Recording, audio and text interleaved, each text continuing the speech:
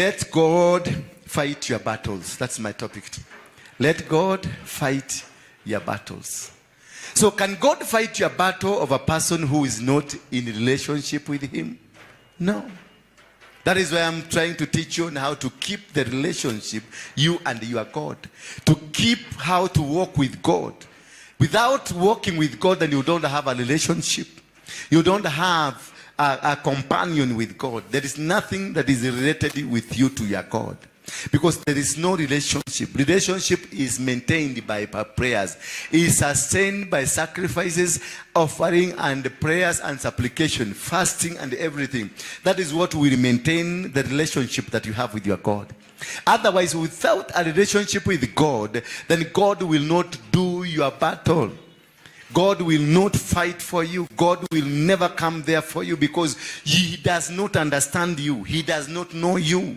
Even if you come to church to be prayed for a man of, by the man of God, then it is not very possible until the logbook, the book that under where you are written, the relationship is written. They will ask, how many times huyu mtu anakuja, mumemjua mara ngapi? Unasemekana huyu mtu hata si maombi, kwa sababu ameniambia anashukuru. Sio si maombi. Kushukuru ni kusema thank you because you have been given. Did you ask for it? You must differentiate the prayer you're doing. Unashukuru because I have given you. Had you asked for it? That's the biggest question. So to ask for it is to maintain a relationship with God. Maybe unakuranga kwa sababu your neighbor anaobaga sana. Maybe you are getting something because your neighbor. Hiyo mvua ikianguka inaaguka unapata kakitu hapo. Lakini haikuja kwa sababu yako. Haikuja kwa sababu ya nani? Yako. Imekuja kwa sababu neighbor ama mama yako ni mwombezi. So wakati mama yako ataondoka ndio mnasema kumalira mami uitwa kuile no go thina okire. Because the one who was the pillar to sustain you has gone. And because you are just a lazy person, God will never touch you. Because you are not in the list of book of the people who are supposed to be lifted up, who are supposed to be assisted. Because why? Because you are not into the business of maintaining and lifting a relationship. How do we lift and how do we maintain this relationship so that God can be able to fight for you? The life, if you look, I want us to look at the life of Joseph. The life of Joseph was a life that was really painful. God will make a way because he's a promise keeper.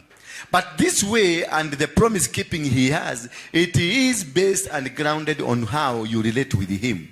Joseph always, he had a dream. And this dream he spoke it to his brothers. And he told his brothers, I saw a tree and I saw other trees. And these other trees were bending towards these trees. And they interpreted the vision and they said, so you man, you want to say that tutakuwa tukikupigia makoti, eh? Wewe. Nokogia kioko. Na wakaanza kuplot because they realized this man is a great man. They knew this is a man that is going to conquer. Automatically they realized that they have lost it. And again, this man had favor with his own father. And he was loved by the father. Therefore, what happened? That once they looked, they looked at it in this way. That this man is loved by his father. And a dream has come that this man will become great. So they were disconnecting him from his father because they thought the blessing was his own from his father, not from God. They did not associate the dream with God. They associated the dream with the father, and they thought the father one day will lift them. He lifted him up to become the bosses of them. So whatever they wanted is to disconnect this man and his father, and they conspired to sell him. And as they sold him, they did one thing to mock their own father. They said they killed the goat, and the goat, they used the blood and took his jacket that he was given by his father, took it to his father so that his father can be what? Can know indeed his son has been swallowed by lions. For the brothers of Joseph, they were not a leader against God. The brothers of Joseph, the intention they have is to separate this young man from his father, because they thought it is the father carrying the blessings of Joseph. But there's one thing that Joseph had, a relationship with God.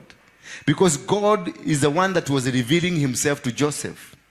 So that is a secret they didn't know with Joseph. That Joseph is not depending on his father, because any favor that comes from man, it comes from man because God has commanded it.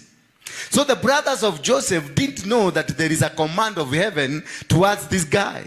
So what they did, they wanted to cut the humanly link between this guy so that this guy can die natural death. But one thing they didn't know is that this guy is propelled, engineered, and powered, and is powered by God himself. Hallelujah. Because before he was born, God had known him, sanctified him, and set him apart for the great job that was to come ahead. Therefore, what they were doing a battle in vain. They were fighting an imaginary battle that was not existing, because they were trying to disconnect this man from his father. Only that they didn't know this man is not connected to his father, but connected to God. Hallelujah. Tell your neighbor, I'm connected to God. So being connected to God is having a relationship with God. So whenever man comes to you and separates you from where you work, when another man comes and separates you from your marriage, whenever man comes and separates you from whatever, if you have a relationship with God, then you will not be separated from the relationship with God. They will fight the manly connection, but they will not be able to identify the godly connection, meaning the process will continue as it was started, because it was not started by man, it was started by God. Hallelujah. Tell your neighbor, today I'm knowing a secret. Mwambie siku ya leo nimeanza kujua siri. Siri si wale ambao ninawaangalia na wategemea, siri ni Mungu. Joseph knew the secret. It is not in his father.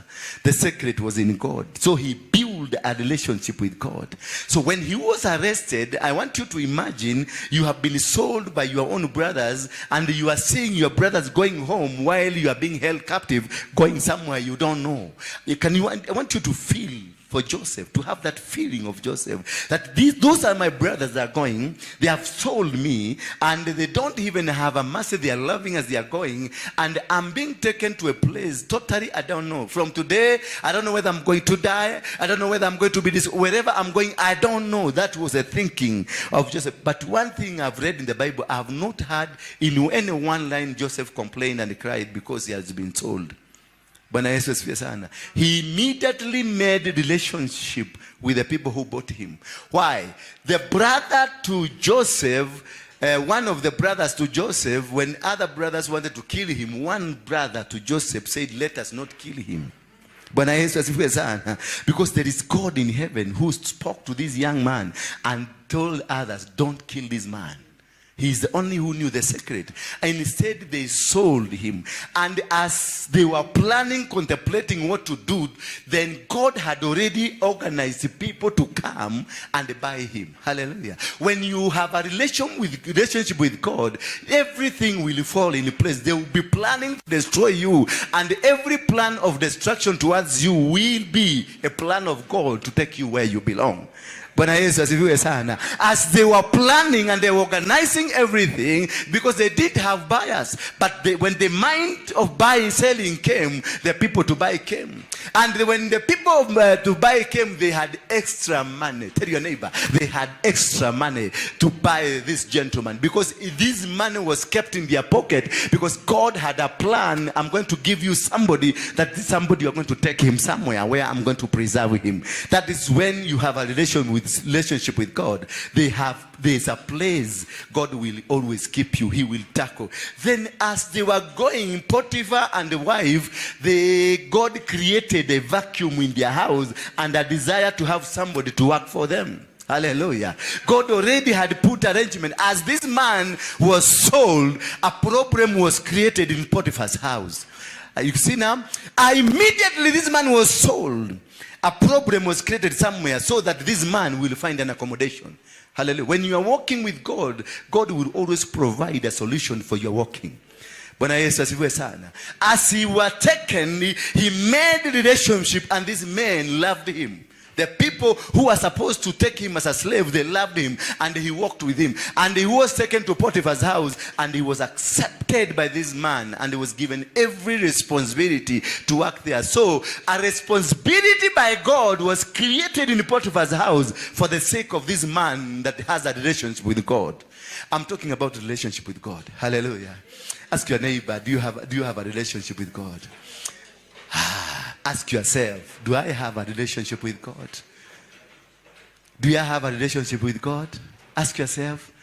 Did you answer yourself? Did you answer? Did you find you have a relationship? What are you doing here? Well, you came here to be prayed for. What are you doing here? Hallelujah. If you had that relationship with God, you will not be here. You'll be at home doing something else because you do not be having the problem you have now. Hallelujah. You'll be solving solutions somewhere. But because the relationship that Joseph had with God was a relationship that created solutions. Hallelujah. When he was in Potiphar's house and he worked really well and he was given a beauty, not a beauty, a handsome face. When you are working under the eyes of God, the hand of God, when God is operating with you, everything and everybody will look at you and see some beauty. He will look at you and see the handsome in you. It is not because there's nothing that will have changed in your face, but there's a glory of God that always keeps walking with you. And inside the house, there is enemy, the same enemy that was in the brother, the same enemy that was with the brothers who sold him, appeared again in the form of a woman. And the woman now became the tormentor of this, because those guys, they were dealing with the destiny of Joseph. Your enemies are not enemy with you, they are enemy with what God has installed in you. Because had he not dreamed that dream, they would not have planned to kill him. They would have just remained the same way. But because he had a dream, they started working how to kill this dream. And God will protect his dream wherever you go. Whatever you do, whenever you do, and wherever you stand, God will protect the dream at whatever cost. Therefore, as he got into Potiphar's house, the same demon in the form of his brother reappeared in the form of a woman. And now the woman wanted him to sleep because this guy was handsome. This guy was hardworking. The guy was brainy, was a genius. And every woman would want to be associated with that genius. Every woman would want to be associated with that brave man. And this man, because he knew this is about my destiny, he refused the plans of the devil. Because he knew in himself, out of the relationship he had with God, God had to get into himself and cause him to refuse this woman. So it is this relationship that would what? Will cause your enemies not to touch you.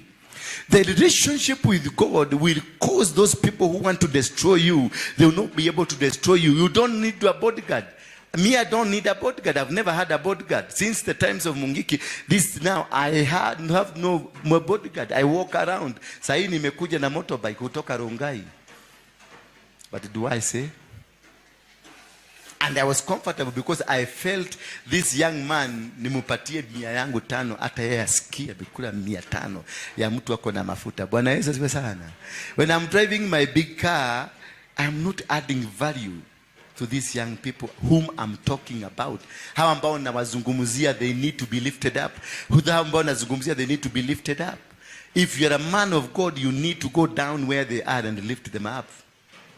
If you're driving your Mercedes, then you will never have a touch of those people. As he was to kwa nini, he kept talking to me, telling me, I'm feeling blessed. Kamuliza kwa nini? Kubeba wewe. Hata natetemeka nikamwambia wewe, you are carrying the prophet of God. Don't make a stupid mistake. Tuende mzu, don't tetemeka. Nikamutouch, nikamwambia pokea nguvu kutoka mbinguni. Hey, prophet of God, unataka kuua prophet hata kabla haja profesa dunia mzima. Amenilete hapa, ameniambia nimeenda kumpatia pesa, akaniambia no, sitaki. Nataka tu unibariki. Nikajua amerealize there is a sense to be blessed. And this man ni mtu wa chang'aa. Lakini ameona, amejua nikibeba mtumishi wa Mungu nitabarikiwa. So nikarudi kwa pocket nikatoa 1,000 nikamwambia hii sasa si ya kulipa. Hii nenda utafute ile kitu unataka kufanya ufanye. Bwana Yesu asifiwe sana.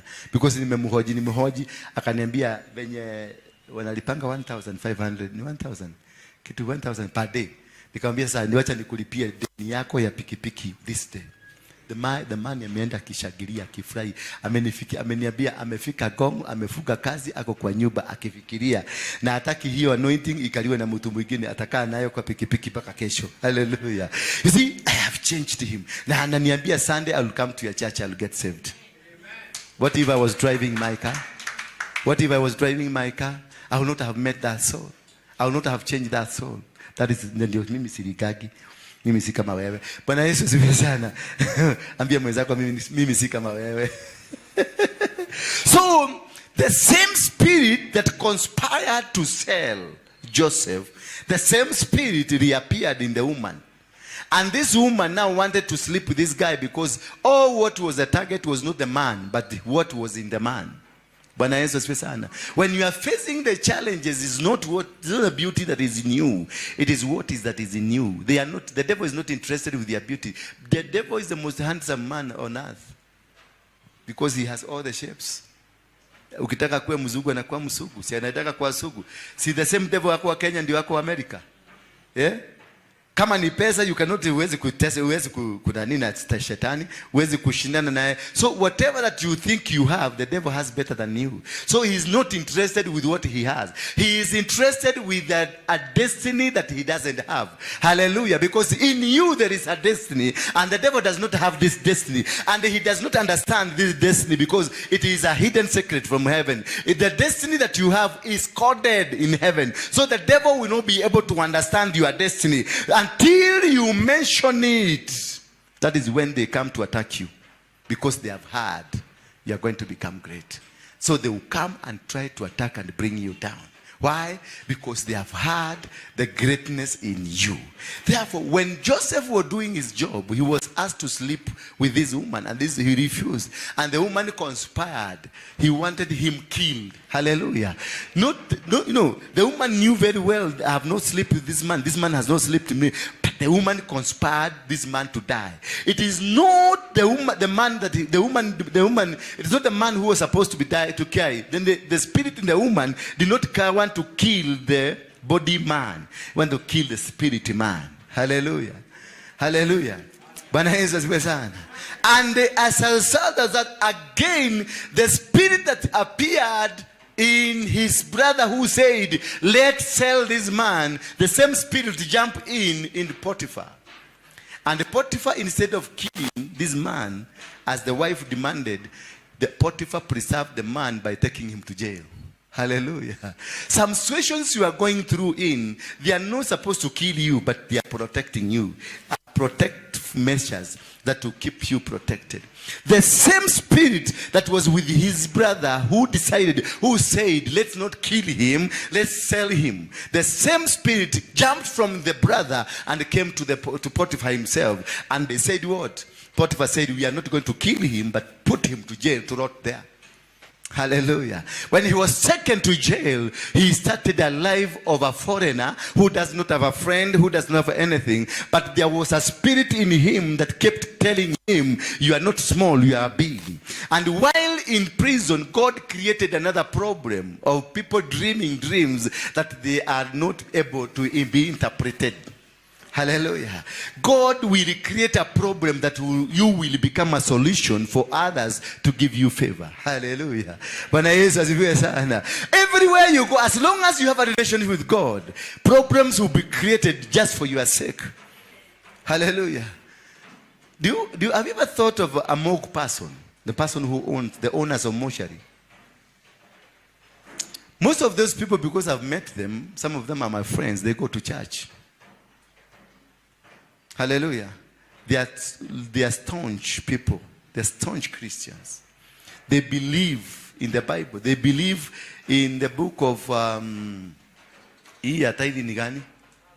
Malachi 3. They believe in Malachi 3. And every time they go to church, they read, and the pastor will read the Malachi 3 that says, bring all your tithes and offering and see whether I will not open doors and windows for you. Hallelujah. Let's assume, let me use you. This is a lady that owns a mortuary somewhere. And then I preach the word of God about offerings, tithes, and the doors will open. And you are seated next to her. And you can see she's carrying a kabahasha mzuri. What will be running in your mind?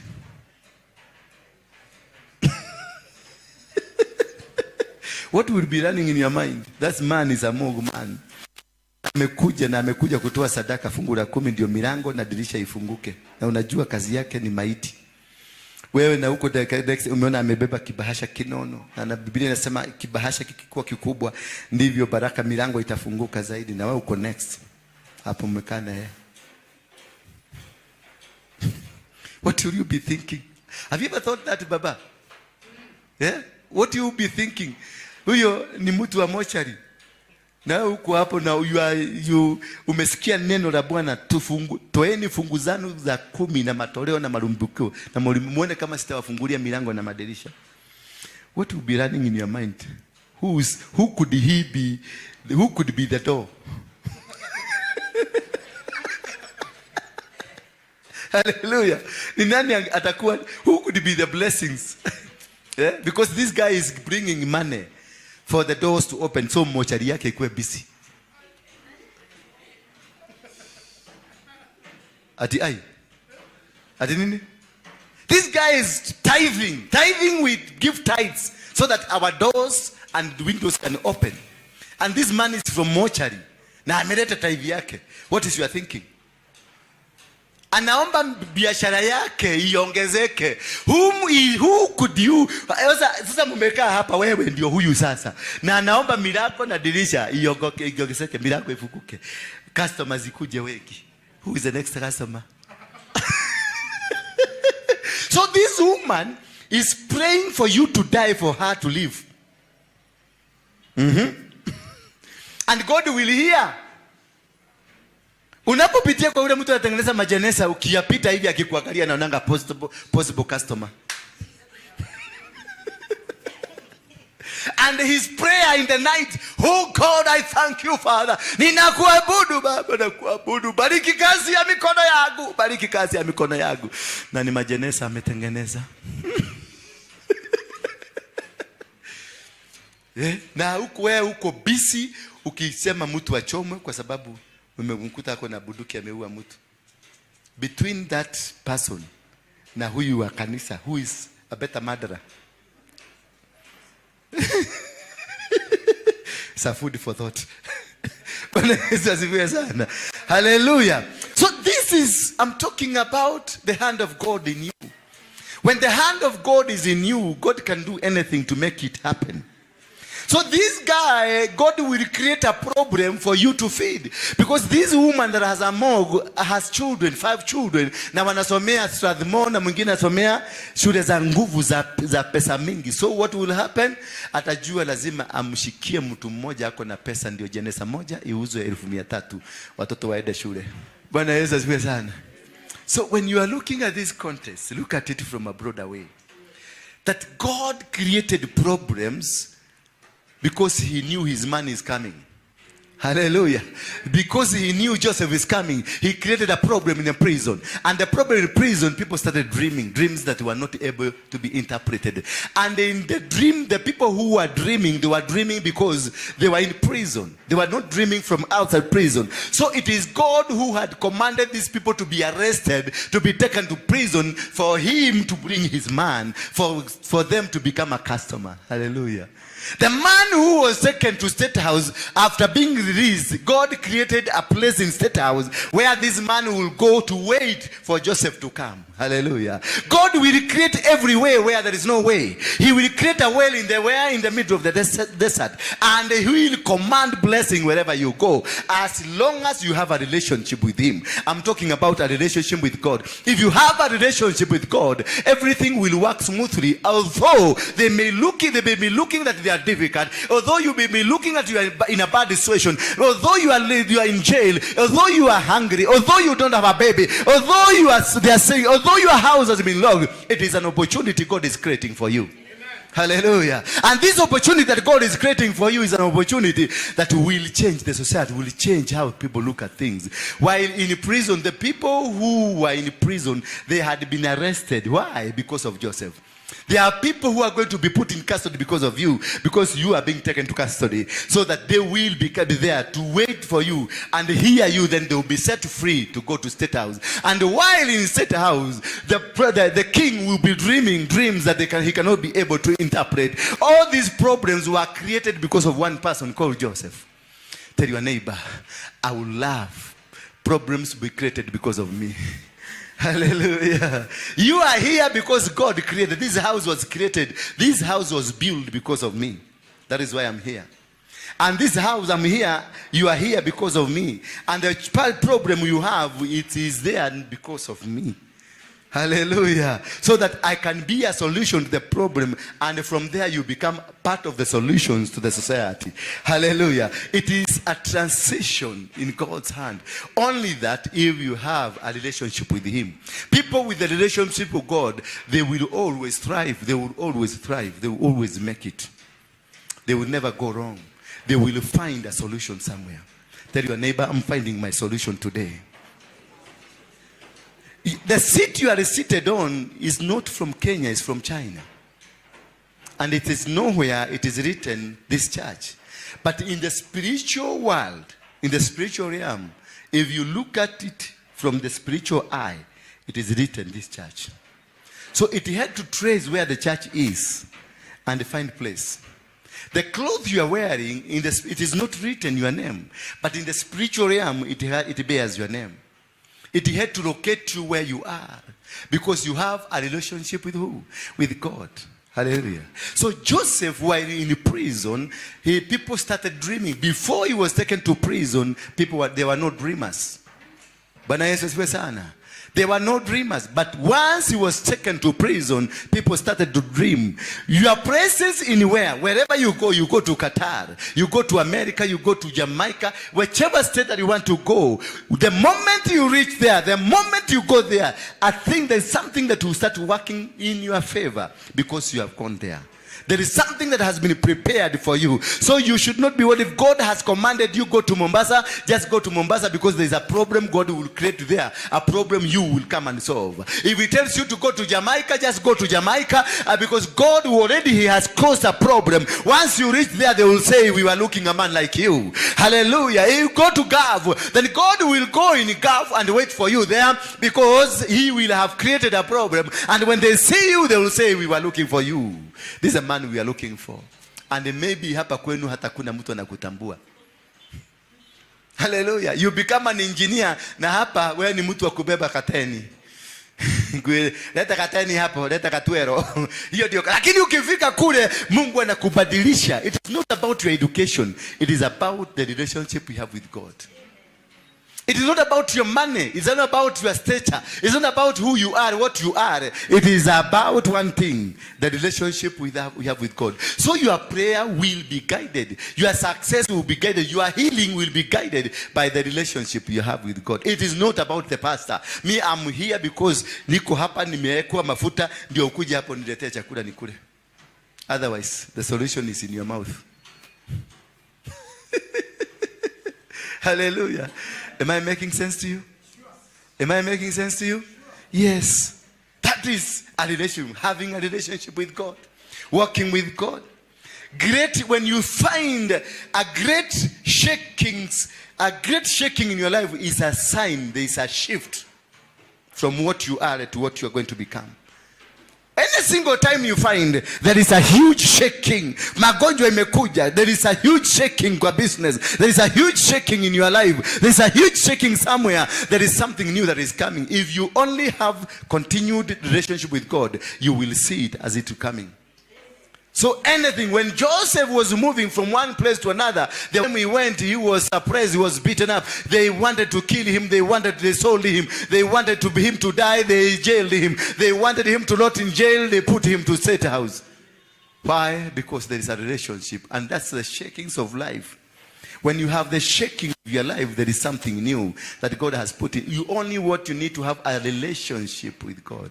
Once you have a relationship with God, the shaking will not shake you, but it will create room for you to thrive. Hallelujah. Sijui kama mnanielewa. When you have a great shaking proceeds to a great what? A great future. When you've really been shaken, kama kuguswa kwako unagusako na chura hapa chini ama tumachokora hapa chini, that is how you are.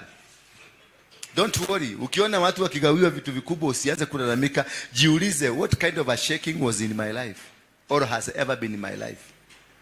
If shaking yako my brother ni makanga kwa barabara ndio walikutusi asubuhi, then level yako ni ya makanga.